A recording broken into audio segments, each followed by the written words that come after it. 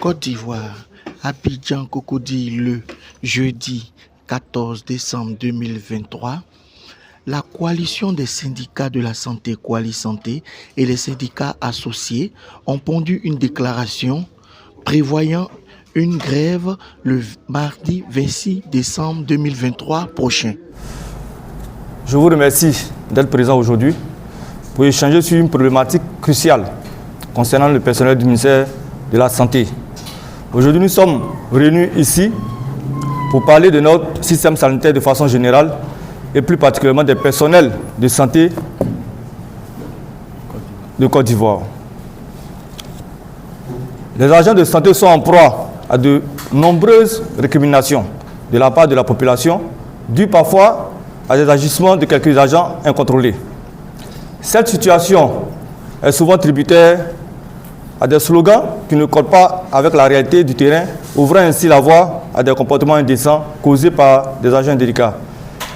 Les agents contractuels de la santé qui exercent au quotidien dans nos hôpitaux sont abonnés au travail sans salaire.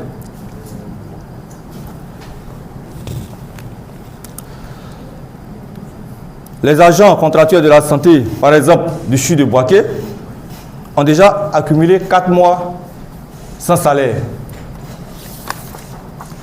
Il est de notre devoir de défendre les droits et intérêts de ceux qui sont en première ligne dans la prestation de soins et de services essentiels à nos populations et d'informer l'opinion publique nationale et internationale de leurs préoccupations. Il est regrettable de constater le non-paiement de l'indemnité de situation au profit du personnel de santé établi par décret depuis 1961 et le non-paiement des salaires de 4 mois des agents contractuels de la santé qui exercent au quotidien dans nos hôpitaux. Dans le cadre de la réforme hospitalière, il est à déplorer le non-respect des accords sectoriels relatifs à l'application de la loi portant réforme hospitalière dans le secteur de la santé et spécifiquement le retard dans la signature des décrets octroyant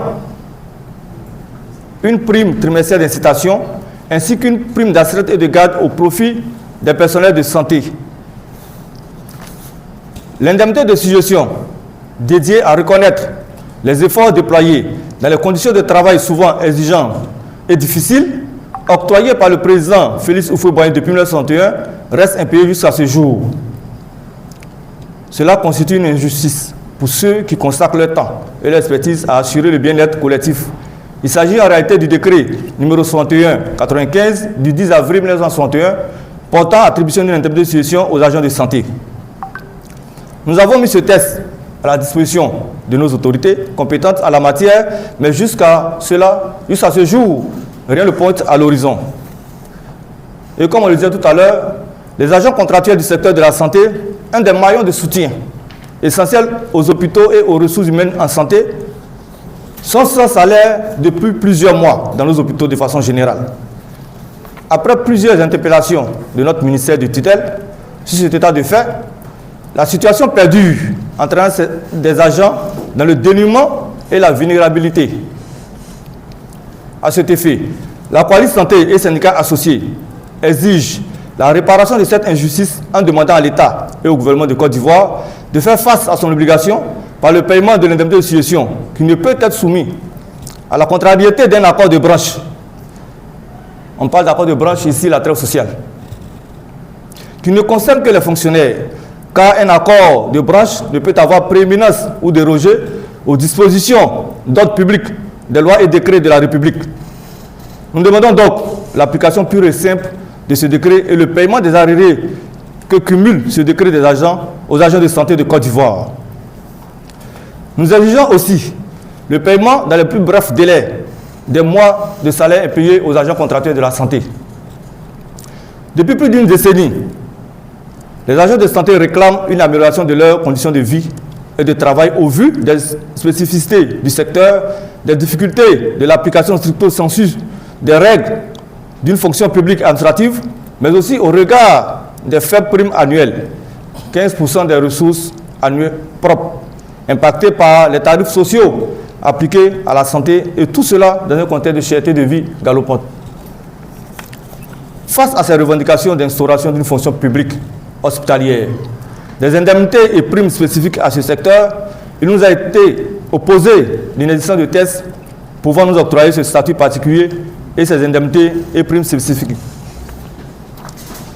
L'on se souvient encore, en 2018, sous la pression des syndicats de la santé, l'autorité nous a fait plutôt exhorter et encourager à attendre la promulgation d'une loi spécifique au secteur de la santé qui était en cours de conception.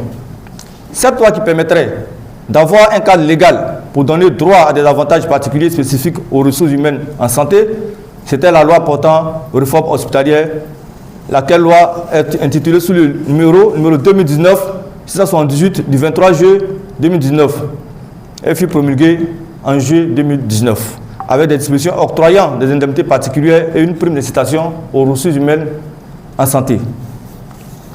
Malheureusement, depuis la promulgation de cette loi, et nonobstant l'activité syndicale intense autour des tests d'application de cette loi, les décrets nécessaires à l'octroi de la prime trimestrielle d'incitation, d'astreinte et de garde, conçus pour encourager l'excellence et l'engagement du personnel, sont en attente de signature. Ce retard compromet la reconnaissance méritée des efforts extraordinaires fournis par le personnel du ministère de la Santé au quotidien, il y a belle lurette. Alors, le 16 novembre 2021, un procès verbal d'accord entre le ministère de la Santé et les syndicats a été signé, stipulant la signature des 10 décrets au prochain Conseil des ministres prévu pour le 1er décembre 2021, avec à l'appui une rencontre avec le Premier ministre pour rassurer davantage les agents de santé à travers leurs syndicats et leur ministère de tutelle. Malheureusement, encore une fois malheureusement, le 1er décembre de cette année 2021, les tests signés ont été amputés des plus attendus des agents de santé, à savoir les tests à effet financier qui faisaient partie du lot de tests qui avaient été annoncés. Face aux interrogations des différents syndicats de la santé, notre ministre nous a rassuré qu'effectivement ces tests ont été aussi signés et par mesure de discrétion, il ne les mettra pas à notre disposition, séance suivante, et qui sera appliquée le 1er juillet 2022. Les syndicats faisant preuve de patience et de dialogue ont attendu jusqu'à fin juillet 2022, où nous avons tous compris que c'était un mirage. En août 2022, un arrêt de travail avait été observé pour marquer notre mécontentement des personnels de la santé. Pour sortir de cette situation, le ministre de la Santé a organisé dans ce même mois un atelier pour réfléchir sur les ressources additionnelles devant servir à payer les primes tout en rassurant de la continuité du paiement des primes Covid-19 comme palliatif dans la mise en œuvre des effets financiers de la loi portant réforme hospitalière. La prime Covid-19 a pris fin en juin 2023 et cette fois, nous nous sommes retrouvés devant un déni total de notre tutelle qui ne reconnaît pas avoir pris des engagements à payer d'éventuels effets financiers de la loi portant réforme hospitalière. Pourtant, cette loi est en application. Une application à double vitesse, car les agents de santé ne voient que son côté coercitif dans leur vie.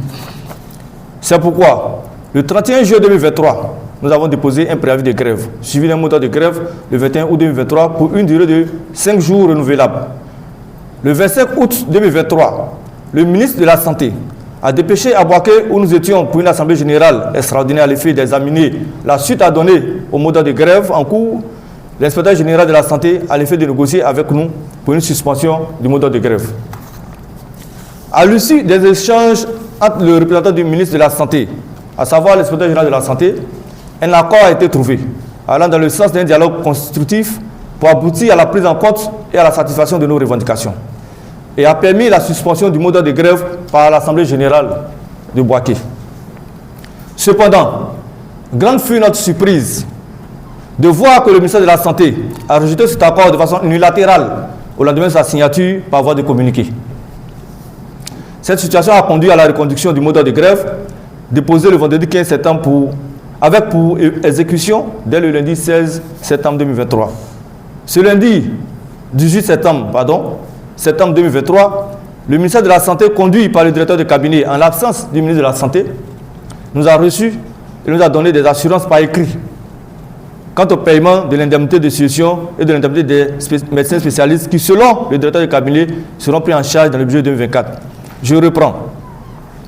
Ce lundi 18 septembre 2023, le ministère de la Santé, conduit par le directeur de cabinet, en absence du ministre de la Santé, nous a reçu et nous a donné des assurances par écrit quant au paiement de l'indemnité de suggestion et de l'indemnité des médecins spécialistes qui, selon le directeur de cabinet, seront pris en charge dans le budget de 2024. Après le passage de notre ministre lors de l'action budgétaire, le ministère à l'Assemblée nationale, il nous a été donné de constater la réduction du budget du ministère de la Santé. Devant cette réalité, le ministre brandit la réduction du budget comme la raison qu'il exonère du paiement de nos indemnités lors de la rencontre avec d'autres syndicats du secteur, alors que le procès-verbal de la dernière rencontre mentionne que nos indemnités seront prises en compte dans le budget 2024. Nous avons fait des demandes d'audience.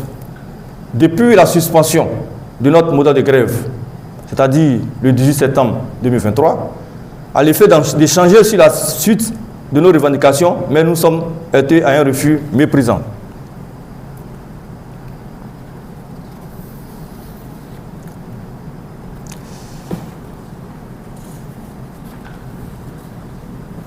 Le personnel du ministère de la Santé mérite non seulement la gratitude de l'État, mais aussi le respect de ces accords sectoriels qui sont vitaux pour leur bien-être et leur motivation. Ils sont en première ligne, faisant face à des défis constants, et nos autorités ont le devoir de leur fournir le soutien nécessaire. La coalition santé et syndicats associés exhorte donc les autorités compétentes à agir de manière urgente pour garantir la signature rapide des décrets permettant l'attribution de la prime trimestrielle d'incitation et la prime d'astreinte et de garde, reconnaissant ainsi le dévouement et le professionnalisme des personnels de santé. Aujourd'hui, nous avons compris que durant tout ce temps, ce qu'on a servi n'était que du dilatoire. Et c'est pourquoi nous allons exprimer à nouveau notre mécontentement. Très bientôt, avant la fin de l'année 2023, si rien n'est fait. Pour être plus concret, nous déposerons la reconduction de notre modèle de grève dès le lundi 18 décembre 2023 pour exécution, le mardi 26 décembre 2023, si rien n'est fait. Le temps entre le dépôt et l'exécution du modèle de grève nous permettra de mieux ventiler les documents et mieux préparer le terrain. C'est pourquoi une tournée d'information et de sensibilisation des personnels de santé sera organisée incessamment. Je vous remercie.